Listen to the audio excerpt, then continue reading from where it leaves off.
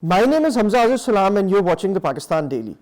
Today we're going to speak to Faiqa Mansab, author of the critically acclaimed novel This House of Clay and Water. Thank you very much, Ms. Mansab, for speaking to us today. Thank you for having me, Hamza.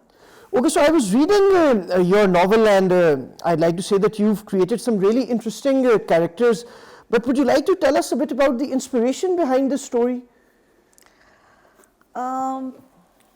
Honestly, I mean, inspiration is something that happens all the time, and when you start writing it, you don't really know what the inspiration was for this particular story or novel.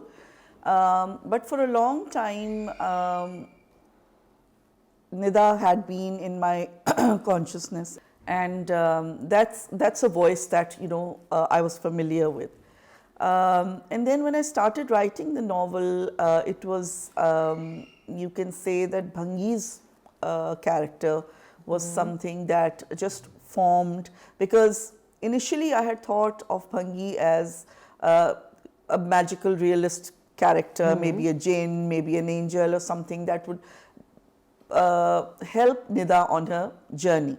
But then when I started writing, it was a childhood memory where there was this transgender person who used to come and visit my grandmother, and we would all sit outside on the terrace of my grandmother's haveli, and there would be these quilts that would be being stitched or embroidered, so we would all be sitting in. That woman just sort of stayed with me, and at the time I didn't realize that it was a transgender person, and I would just know her as this exotic stranger who would come and tell stories, and so I think that is what stayed with me, and that is, I think, the inspiration. Okay, very nice. And Bhangi is a very, very interesting character, and I've read a lot of Pakistani novels, but I haven't come across a character like Bhangi yet. So you mentioned your grandmother and your old memories, but did you also want to incorporate a transgendered person to raise awareness about their plight in a country like Pakistan? When I think of characters, I'm not thinking of these things, but I think unconsciously the characters that emerge in your consciousness are characters that you care about.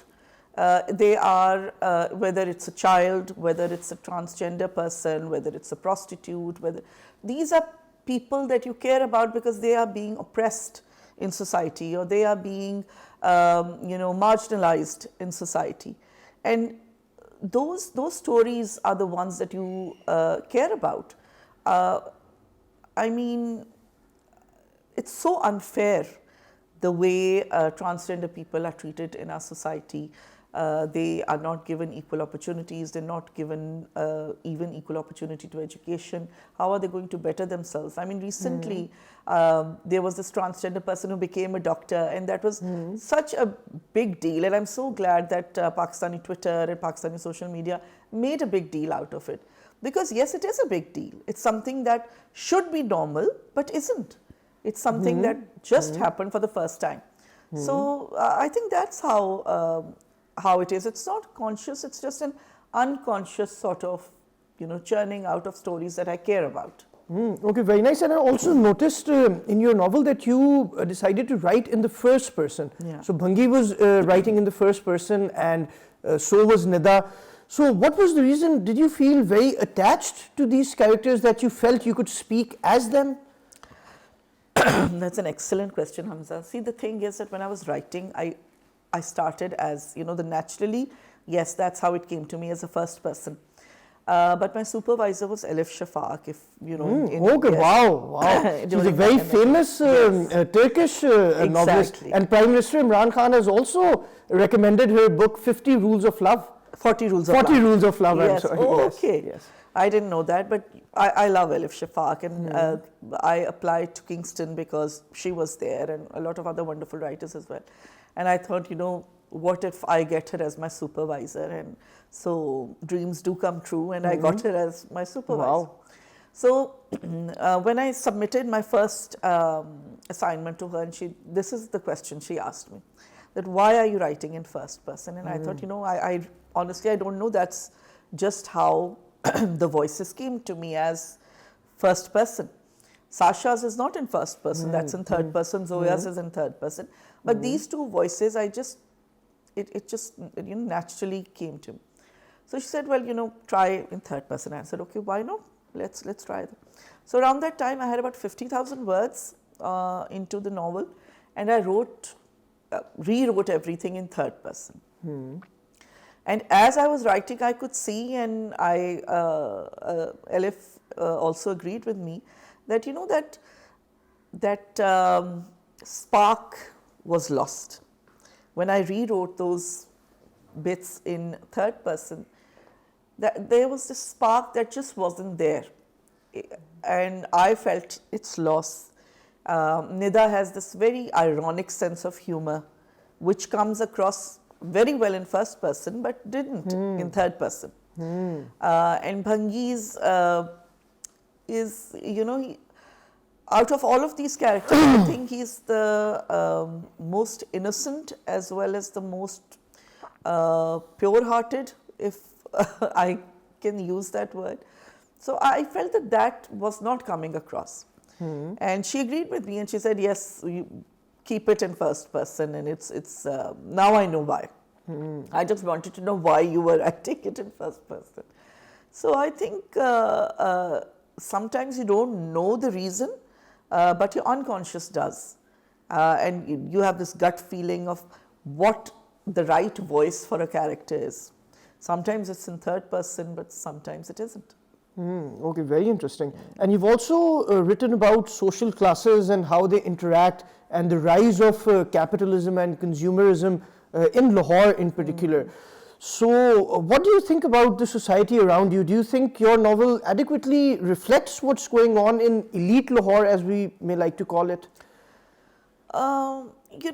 Honestly, again, when I was writing, I wasn't thinking about these things. When you are writing about people, you don't really think about ideas as such, that this is the idea behind it, or this is the principle behind it, or this is the focus. You're just telling a story. And as you tell the story, all these things become a part of it, because you're telling, you're talking about human beings in a certain place. So their problems, their issues, all of that is part of the story. And I think that's how it was. And obviously, I mean, when I was growing up in the 80s, that society was very different. I mean, I was a child in the 80s, and we used to have those national songs on 14th August and everything, because it was a Zia era, and we don't see that anymore. And you see that reflection in children as well. We were, I think, more patriotic, or more patriotically inclined than children these days. Not that being patriotic is perhaps that good of a thing anyway, because being so nationalistic is also reductive. It also makes you think in terms of black and white, and enemy and friend, and you think that whatever the state is doing is right. State should be questioned, your country should be questioned, and you should evaluate things fairly. So I don't know. I mean, I think every time period has its ups and its downs, and its advantages and disadvantages. Very interesting. And your book raises so many issues which are prevalent in Pakistani society. So the character of Zoya, who's the Sasha's daughter, and she gets abused by her domestic staff, or the domestic staff of her neighbors. So this is something most Pakistani writers have not shed a light on. So did you purposely want to highlight such a taboo of society because people weren't talking about it, so you wanted to mention it in your novel? Again, I think I was just wanting to tell the story of the dispossessed. And children are dispossessed in our society. Nobody talks for them. Even parents think that if they're going to this private school, that's the best that we've done for them. And there's nothing else that we need to do. That's not right. They're not giving them enough time. I don't have much of a social life because of my children. I wanted to spend time with them. So it's a choices. You know, if you have young children and you're leaving them at home and, you know, with the domestic staff and leaving, I mean, what do you expect? They are not concerned with those children. They don't love them. They don't care for them. They are there because you're giving them money to stay there. Mm-hmm.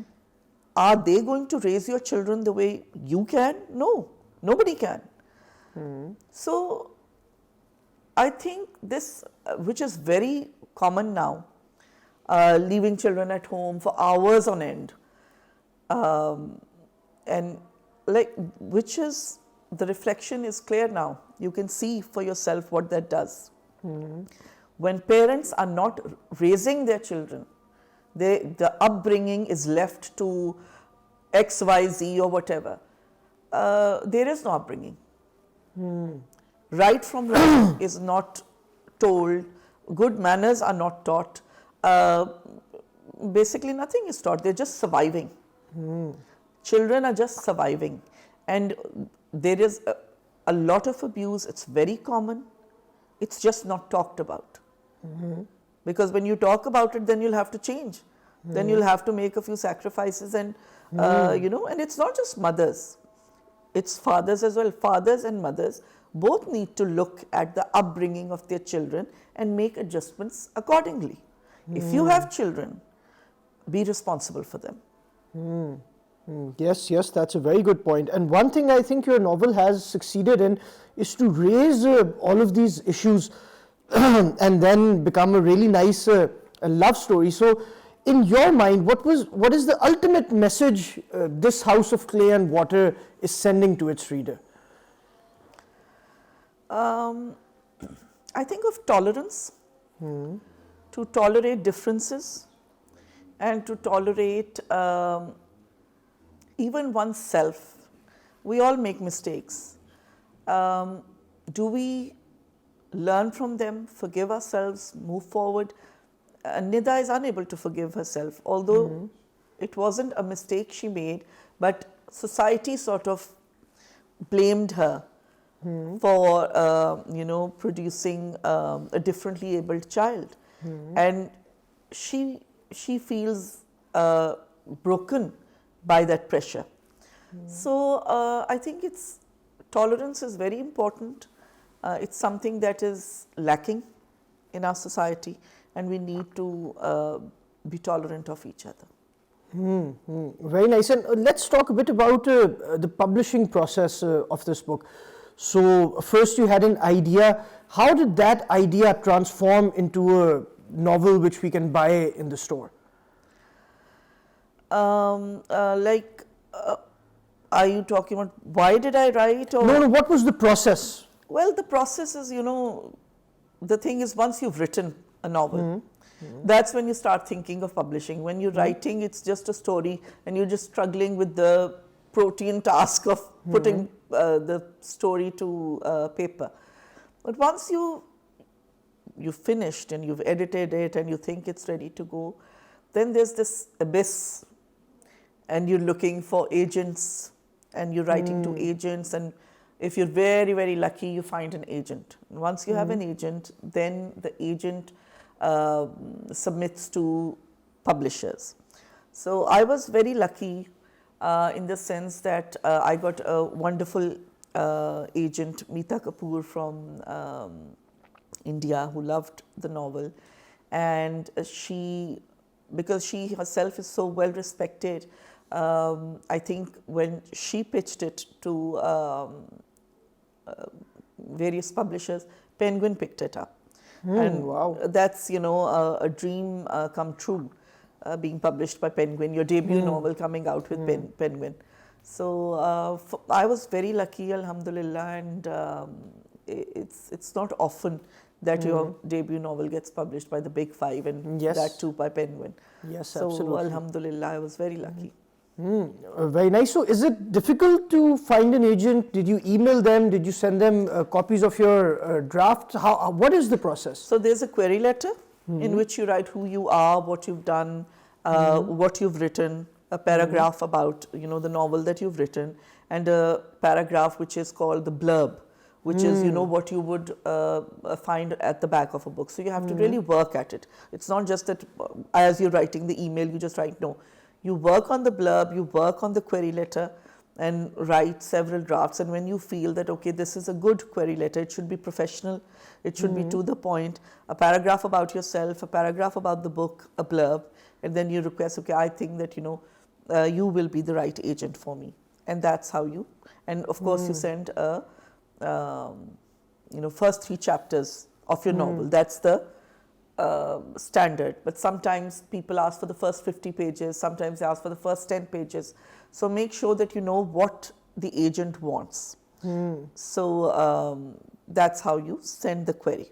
And it takes about 6 to 12 weeks for the agent to get back. If they really like it, they'll get back in that time period.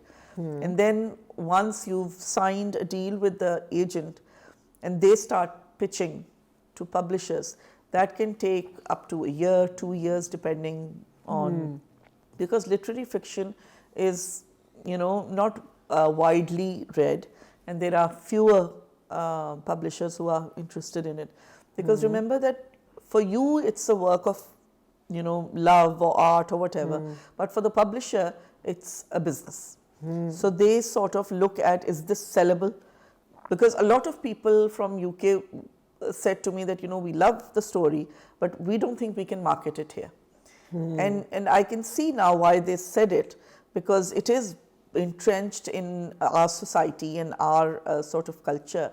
But I think that even in UK and US, stories which are different from their culture should be published. Because that is what diversity means. If you're churning out the same kind of stories again and again, I mean, what's that all about? So you mentioned you had an Indian agent. So what's the publishing scene in Pakistan, and can you find any agents here? I don't know of any agents in Pakistan. And ever since the ban on trade in India, I've had to look elsewhere. And Alhamdulillah, now I have a UK agent. So in Pakistan, I mean, we have a few publishers who are actually authors themselves, who have started their indie sort of publishing houses. But they're very expensive, obviously, because where are they going to get the money from? So it's not ideal, and it's not something that I would want for myself, because I don't have the money to give to those publishers. I would like to go the trade publishing sort of way, because traditional publishing is the way to go. Yeah. So in these circumstances, what advice would you give to young Pakistani novelists who want to be read and whose work is of an international quality, but they're unable to find agents or publishers? It's not that you are unable to find agents, it's just that you have to commit to the task of, querying agents. That, just put away a year for querying. And that means, as many agents as you can. Every day, maybe query 3 to 5 agents, and query UK agents, US agents. I mean, I thought it was really, really wonderful when Indian publishing doors were open to us, excuse me, and we could make use of that. But the thing is that now for them, it's not very profitable, because Pakistani market is lost to them. So that's why it's a little problematic. So tell us a bit about your writing process. Do you write in the morning? Do you have a coffee before writing? Do you have a specific routine? When I was in the UK, I mean, every time I go, whether it's for studies or my husband is studying, I have a wonderful routine. I get up in the morning, I drop my son off to school, and then go to a library and I work there till it's time to pick him up. But in Pakistan, I really have to struggle. Although technically it should be easier in Pakistan because I have domestic help and all that, but I find it difficult because I'm dealing with so many different things. And then there's, because family's here, you have to meet people and friends. And so for me, I work at night. And again, it's difficult because when it's school days, I want to sleep on time so that I can wake up on time. It's a struggle, really. So I just, wherever I can, I find an hour in the afternoon, an hour at night, whenever I can find time, I just write. Yeah. That's very interesting. So what's next for you? This novel was published in 2017. So when will we see your second book? Actually, it's in submissions now. Okay, so wow. Let's see, fingers crossed. Pray for me. Yeah, inshallah. So tell us a bit without any teasers or, whichever information you're comfortable with divulging. Tell us a bit about your second book. My second book is about storytelling and the traditions of stories. And it's also it's a sort of murder mystery as well. So yeah, that's all I'm going to tell you. Is it based in Lahore? No, some parts, but it's based in the US. In the US? Yeah. Okay, very nice. Is there any particular reason why?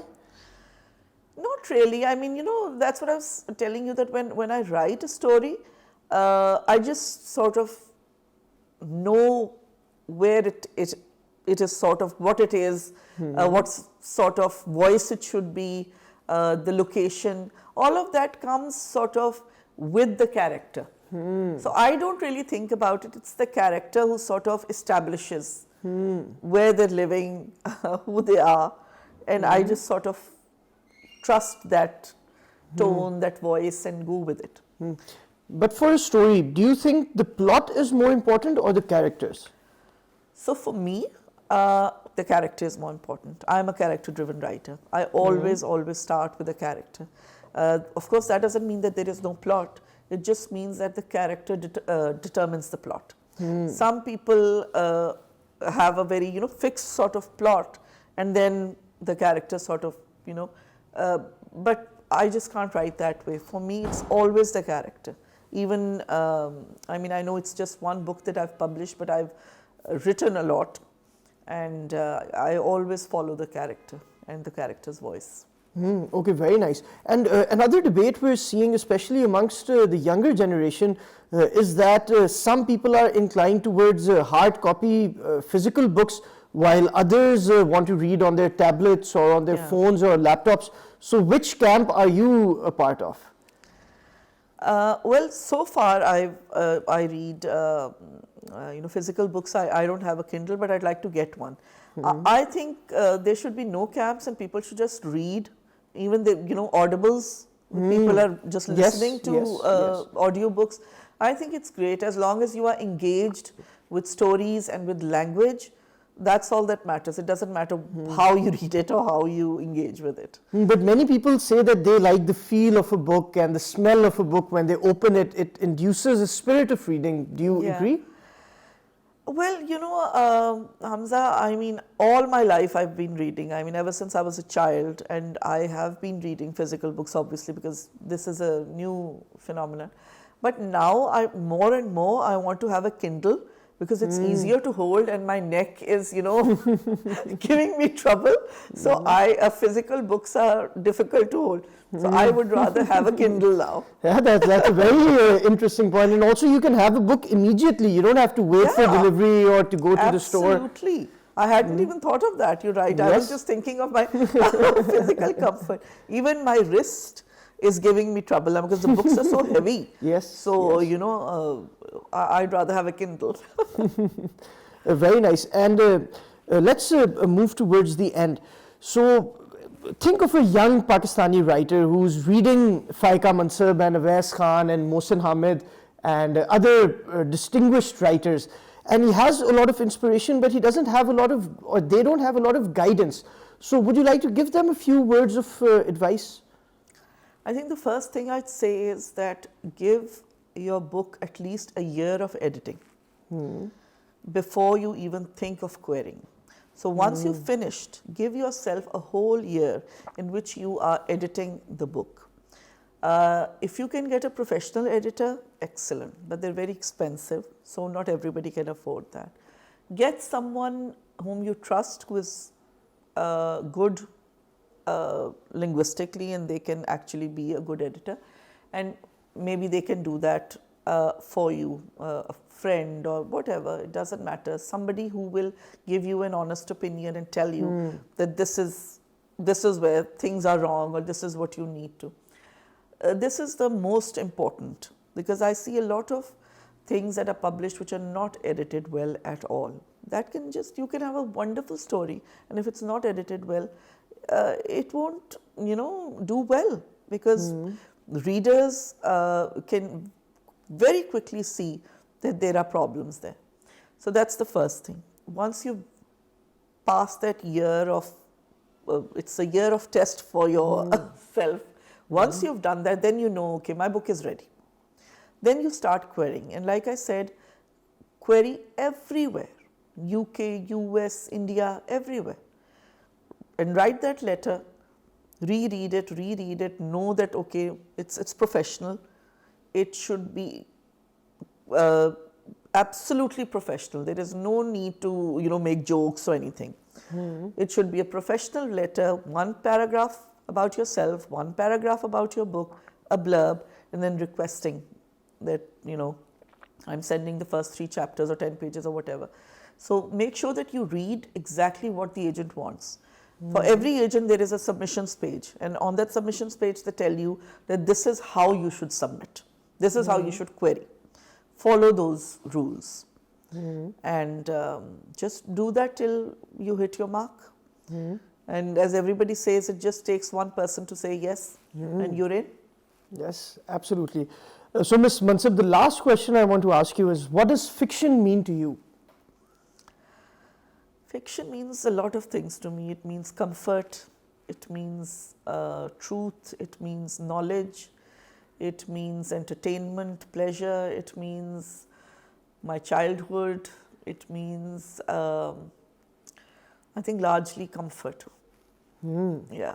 Very nice, very nice. So Ms. Mansab, in the end, I'd like you to sign my copy of this House in Clay and Water, a novel I thoroughly enjoyed.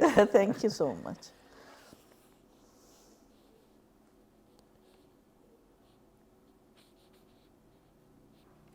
Thank you for speaking to the Pakistan Daily. Thank you so much for having me. So now we're going to speak to a very special author who's a good friend of mine, Mr. Awais Khan, who's the author of In the Company of Strangers and No Honor. So Awais, you've read this House of Clay and Water by Ms. Faiqa Mansab. So what do you think about this book? Well, the best thing that I can say about this book is that I finished it this is the first Pakistani book that I finished in like 2 days. Usually it takes me some time to read books by Pakistani authors, because you really need to dive in and understand, but this was so easy to understand, and it was so relatable, and so the story world was so believable that I read it in a single day, or I think two days at most. I think Faiqa Mansab has done a fantastic job in portraying Pakistan as it is, in portraying Lahore as it is, and her characters are, there's a distinction between real and believable characters. Her characters are believable. Characters should always be believable, I think, and she's done a fantastic job with those, be it Nida or Sasha or even Bhangi, which is a kind of character that you've never seen in Pakistani fiction, and probably never will see someone so powerfully written.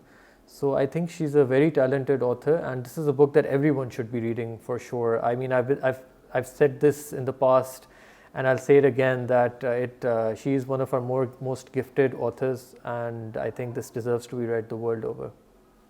Okay, very nice. So Mr. Khan, tell us a bit about your future plans. We've seen No Honor cause ripples across the world. So when are we seeing your next novel? Well, thank you so much for saying that, Hamza. Yes, No Honor has done really well, and I'm very pleasantly surprised to see that, especially coming from Pakistan. We don't really see a lot of Pakistani authors published in the UK, so this is a nice change. I have a two-deal book, two-book deal with Orinda Books, so I'm writing another book for them, and this one is about it's set between London and Lahore. So it's going to be a little bit about the immigrant experience, and as always it tackles a very serious social issue in Pakistan as well, so I always try to shed light on things that are happening in Pakistan, so it will definitely have that. But I think it's quite a departure from what I've written in the past, because I'm tackling another country, so I hope that I can do justice to that. Inshallah, we're looking forward to that book. Thank you so much. And then as a writer, you end up writing stuff on the side as well. So I'm always writing short stories or things, and I'm experimenting with other genres as well. I think it's very important for a writer's growth that they should be able to dabble in other genres as well, just to get a well-rounded perspective of what writing is. Yes, absolutely, and we're looking forward to seeing more of your work. Thank you so much.